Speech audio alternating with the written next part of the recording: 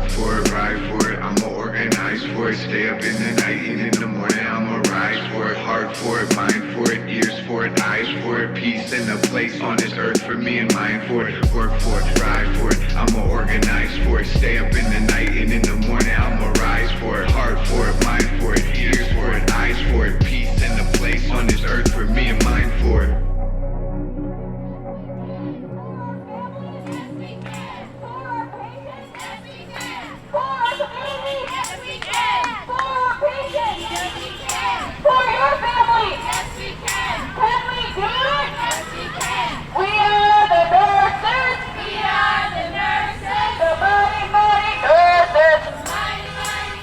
Yeah, my name is Trisha Rishkis. I'm a registered nurse. I work at Children's Hospital in Minneapolis. I work on a med-surg unit where we specialize in trauma, neuro, uro, and infectious disease. So we got a lot of COVIDs eventually on our unit.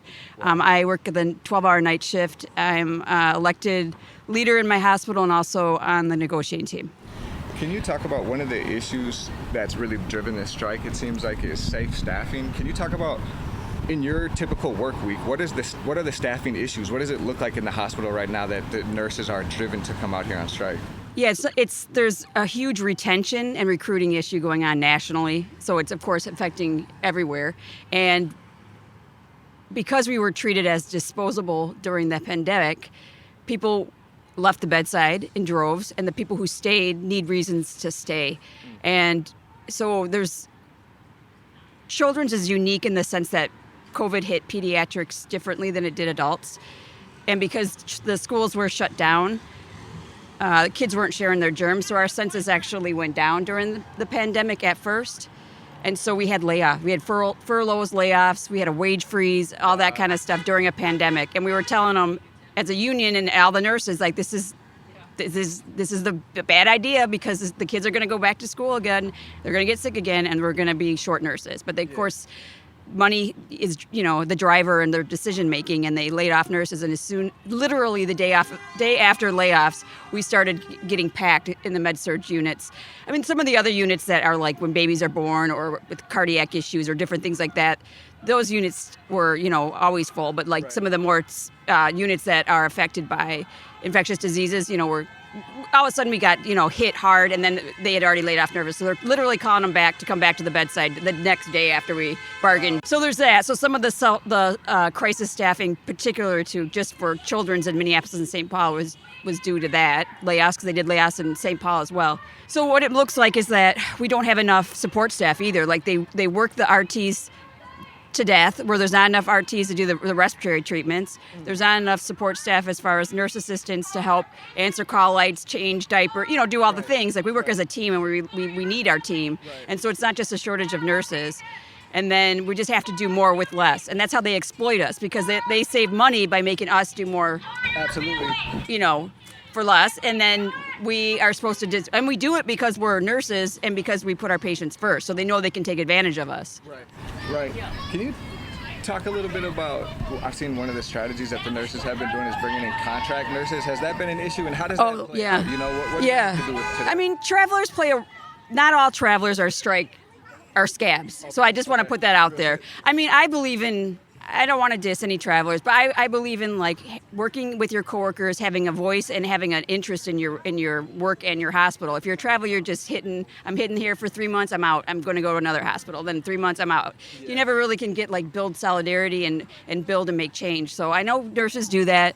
Right. Anyway, I wouldn't. Right. But then there's nurses that do that. But then there's nurses, they're scabs, and they particularly work when there's strikes, and they make a ton of money, and they're backstabbers and they're class traders, and so travelers have been helpful to help fill the holes, but we're talking about, we need to stop the bleed. Right. We need to recruit and retain nurses that'll stay at the bedside, come to the bedside and stay. Like, travelers have helped out and kind of helped at times of crisis, but we don't want to be in crisis staffing mode all the time. That's the thing. So I'm appreciative for travelers that have come through and helped us out, but it's not a long-term solution, nor is it one we want to rely on, and we never want a scab nurse, because then we could have won this if no scab would come and do our job. The hospital administration is letting our patients down. We did not abandon our patients. The hospital abandoned us and refusing to negotiate with us. And I mean, they negotiated.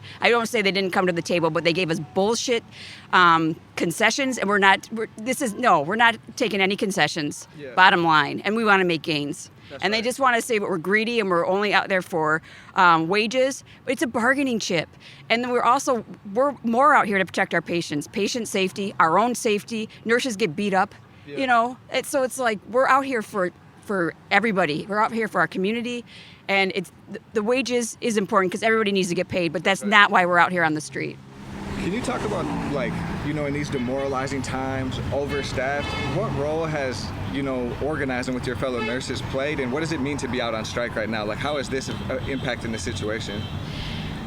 Well, it's like the biggest and last tool in your toolbox, kind of. I mean, we've been always escalating. We because we're a strong, organized hospital here at Children's. We've got a lot of stewards and the communication action team members and a lot of strong charge nurses that we push back all the time. We close units, we refuse unsafe assignments and try to we obviously want to take care of patients. That's our bottom line, but we want to do it well and we want to give the best care. We don't want to leave at the end of the day feeling guilty and we could have done better and we could have done better if we had all the resources we needed. We're out here for that. We need a say in our working conditions because we do the work and we're the experts in our work, not the bosses. That they say they're still nurses. They haven't taken care of a patient in years. The team we're negotiating with, the executive team, our CNO, yes, she is a registered nurse at the end of her name. A bunch of the people on there, but none of them have worked during the pandemic as a nurse. None of them has taken care of a patient in years. We do the work, we get a say, and we're not putting up with. This is not going to be our new normal because of the pandemic. We say no. We're stopping the line, and we are advocating for our patients. That's in our nursing ethics and when we get our license, when we graduate from nursing school. We're there to advocate for our community, our patients, and our profession, and that's what we're doing. We are the nurses, ready for a contract. Ready for a contract. We are the nurses. We are the nurses, ready for a contract. Children's and they do critical care. What is critical care mean? Like ICU patients. Okay. People who are really sick and injured. Exactly. Can you talk about what the staffing is like in the hospital right now? What has driven you to come out on the line? A lot of it is about staffing because we are worried about safe assignments. When we have too many patients and then not enough time to give them what they deserve, we end up with what's considered a moral injury because we can't give the care that we know that they need and the attention that they need, especially when you're talking about little kids and babies who need, more attention than your average and kids in the ICU. Yeah, absolutely. What has it meant for you to come out on strike? What do you feel like these last couple of days? What type of impact has it had? Yeah, it's excellent to have this much solidarity, but it's really painful to be leaving our patients. None of us want to be here. We want to be working with our patients and making sure that they're okay and supporting them the way that we know that they should be supported. And it worries us that they're not with us who know them and who know the hospital. And so that's another, it's another, thing that is challenging for us to even just be here. I'm sure. If you had one thing to say to a hospital executive, what would it be? Well, one of Children's values is listen, really listen, and they're not listening to us. And we are the ones who are on the ground, and we want to make things better, and they're thwarting that right and left. Staffing and fair pay. We need staffing and fair pay. Say staffing is a must. Say staffing is a must. You can't hide the truth from us. You can't hide the truth from us. We do the work every day. We do the work every day. My name is Jordan, and I work for the Children's Hospital in Minneapolis, and I am a vascular access nurse, which means I carry a pager and I travel throughout the entire hospital, answering services for IVs and PICC lines. Can you say what it's been like for you the last 2 years working in the pandemic? What are the conditions in the hospital right now? I'm thinking about staffing, about your own work levels. What's driven you to be on the line today? Sure. I've been an employee at Children's for 19 years. And over the course of 19 years, I have seen the organization that I love start to struggle with retention because it is starting to fail to take care of its employees. The pandemic did not create the nurses shortage, but it sped it up quite a bit because nurses were no longer willing to put their safety in jeopardy without management's being behind them. And we're losing a lot of really good staff right now. Yeah. What are your demands from the hospital? So one of our biggest demands is safe staffing. We have been asking for years to be included in the process of how we develop matrix and decide how many nurses should be responsible for how many patients at a time, depending on the unit. And they are not really interested in us participating at that level because our safe standards exceed their safe standards. So our nurses are now leaving because they cannot provide the care that they want to give, that they would give others or their loved ones. What has it meant for you to be on strike with your coworkers? Like, what these last couple of days felt like to you, and where are you at? How do you feel right now at this moment, last day of the strike? I really hope that the strike has given the leadership in the hospital who has been there in our absence new perspective so that they can come back to the table fresh and understand that we're not asking for the moon, we're asking for safety for ourselves and for our patients. Thank you so much. You appreciate it. Fair contract now. Kids first now. Kids first now. Block schedules now. Block schedules now. Yeah, I work at Children's Hospital in Minneapolis, and I'm a bedside nurse. What has the pandemic been like for you? You know, like what these last couple of years working in the hospital, what are the conditions like? What's driven you to be on the line today? Just being short-staffed, not having a replacement for or extra help that you need. Often, as a charge nurse, you are not only charged, but you're also the unit secretary, you're the nurse's aide, you're also the resource to the other nurses, and you're taking on a full load yourself, and then battling against the manager or the supervisor to advocate for the patients that you have that say, hey, I'm enough, I can't take any more on that's safe or compromise the patient care that I currently have. If you had one thing to say to the community right now, to somebody who might have a sick patient in the hospital or, is concerned about their health, what do you say to your patients right now? Right now, I'm just trying to do the best we can. I mean, your safety and your experience here is number one to me. I really want them to feel safe and know that I'm doing my best. But really, I feel like the professions in healthcare, people need to want to work at the bedside because over half of the community of the healthcare is going to be leaving at the end of the year, as the studies have been showing. And so with that, I mean, who's going to take care of us? And I love being a bedside nurse. I've been a bedside nurse for 26 years, and I love it. It's the most gratifying thing to know that you made a difference in somebody's life, especially when they are so vulnerable and they are trusting you. But, I mean, I want people to have that experience, and you can't have it if you're not working. And so, yeah. One last thing is, what's it meant for you to be on strike with your fellow workers? What have these 3 days been like, and where does that leave you today? Well, I feel like we're doing the right thing. Because nurses know what's going on in the hospital and administration doesn't want to hear it. What I've seen in the pandemic is I've noticed that the hospital has become more of a business, and ethically I just feel like what happened? And I mean, my heart's here for the patients because I want to help. I don't want the bottom dollar. If I wanted money to go make bank here, I wouldn't be working at the bedside, I'd be traveling. They're making like $13,000 for this week.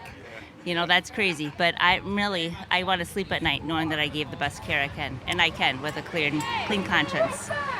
Every day. We need a contract. Every day. We need insurance. Every day. We need a contract. Every day. I work at Children's in Minneapolis, and I'm a recovery room nurse, and I do pre-op and post-op for surgical cases. Okay, well, what has the staffing situation look like for you in this last year or the last 2 years? Sure. And like, what's it like inside the hospital now? Sure. That's a great question. What I have noticed in the last 2 years, we have patients that we used to actually admit to our inpatient units after a surgery, for instance. Children that are maybe like 5 and younger, 3 and younger. If they have their tonsils removed, they would have an overnight stay. Patients who have their appendix taken out, we would have them do an overnight stay. Patients that have their gallbladder removed, we would have them do an overnight stay. And since the pandemic and with the staffing issues, we now recover them for 2, 4, 6 hours, kind of whatever they need in our department, and we send them home same day. Now, that being said, generally when we make a modification in our patient care like that, we base it, we call it evidence-based practice, to determine that this is like appropriate, fits kind of with the national norms. And I have yet to see any evidence-based practice that has indicated this is beneficial or that this is the right move to make. But what we'll hear from surgeons or leaders, well, of course we would keep somebody if we felt we needed to. But I don't understand how all of a sudden that mindset changed. Absolutely. If you could give one message to, the corporate leadership, what would it be? Well, I have 3 messages. Nice. The 3 things I would say is protect my profession, protect the patients, and staff accordingly. Can you say your name and what union you're with? I'm Wally Borgen out of the Bakery, Confectionery, Tobacco Workers, Grain Millers, Local 22 in Minneapolis. Why is this nurses' strike important? Why does it matter to other workers? Because unions need to stick together if we're going to have the best chance to fight, and we've gotten support at all of our strikes for 2021 and now 2022 from other unions, and when unions stick together, we win. What do you see as like the role of nurses? Why are nurses so important? Nurses keep people alive, and these nurses are experienced. They're good at what they do. They know these hospitals. They know the equipment that they're running. I'll take my chances with them over replacement workers from out of state. Absolutely. If you had one message to the striking nurses, what would it be? Keep fighting and you will win. All right. I'm a former educator, first of all, former para, and a lot of folks, when we think about educators, we think of teachers automatically. We think about hospitals, we think about doctors automatically. But we all know that it's the nurses who you see when you get sick and come to the hospital. Just like we know the paras are the people in our schools that really do a lot of the caring, the frontline caring of our with our kids, meeting them on the buses, making sure they get on their buses to get home. And a lot of that heavy lifting in our education system is the same type of heavy lifting that nurses do in our healthcare system. So, hey, just coming out and support. I would be supporting any type of union stuff, but people who care about our kids and care about us and take care of us when we're having, trying times, this is where I want to be at. This is why I'm out here. You got one message for striking nurses, what would it be? Man, keep it going, man. Keep up the fight, man. Here's the deal. It's like they look at folks who do the job like educators and nurses as people who do these jobs. We care about kids, and we probably would do this shit. We would probably do it for free, right? Yeah. And they rely on that love and passion for the things that we do, and they think they can compensate us less or give us crappy work conditions. And we're saying, hey, we can love our job and care about our job, but we want to be treated properly. We want working conditions that's conducive for humans, right? And so that's why. That's what I would tell the message. That's the message I would send to them. Keep fighting.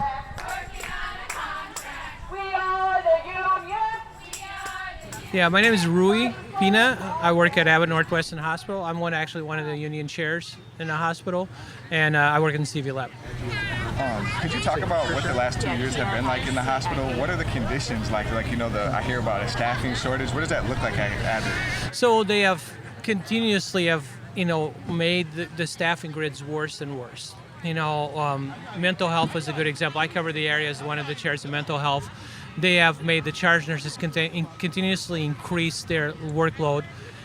Charge nurses traditionally are the backbone of the unit. It's not just about making sure people take breaks, but it's also making sure that people are being supported when they have critical patients and all that stuff. That nurse is there to back you up. They can't. They have their own full assignments. They have a hard time even doing their assignment, taking care of the patients, and be able to support other people. So that guts the infrastructure of any unit because you don't have that staff anymore. And that's what's happening in all these floors. they have changed the acuities. They pretty much put their own acuity. What does that mean, acuity? So acuity is basically how sick a patient is. I mean, what argument nurses will make is that a patient is not a patient. You know, we could have a patient that is doing great, it's about to go home, and then you could have a patient that's about to die, right? So the acuity is very differently. It's how sick that patient is and the required amount of care. Nurses have always advocated for acuity systems and staffing that is based on acuity. So you don't have a nurse that has 3 easy patients having the same number of patients that a nurse that has 3 really sick patients. That nurse should only have 2, you know. And this is numbers are not a great reflective, but it's an example. So they want to move away from acuity. The acuity system that they actually implement in this hospital does not measure nursing care.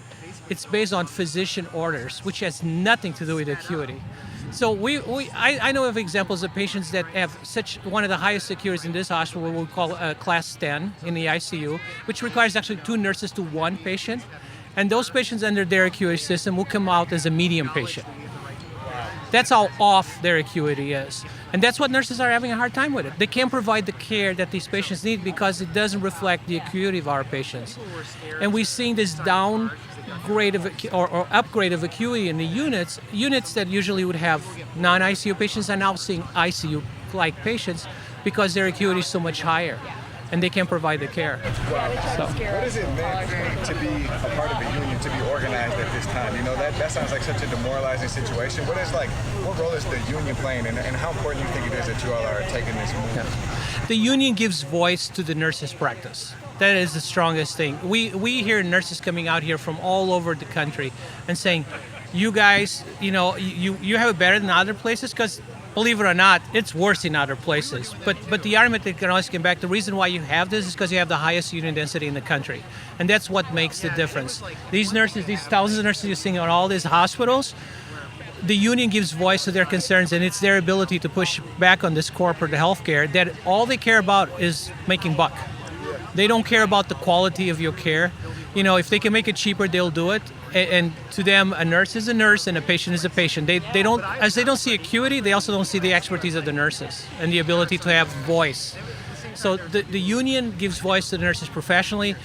From a practice point of view, the nurses feel that they have to be able to push back on this greed and take care of the patients accurately. If you could have one message to your fellow workers who are on strike, what would it be? Stay strong. You guys, you know, these nurses out here they leading the union. They are showing to union leaders how strong we are. And I think sometimes union leaders forget, you know, they get in the front and they think that they are speaking for the union. And sometimes their message might be off. They have to look at this membership. This membership is showing the leaders where to go.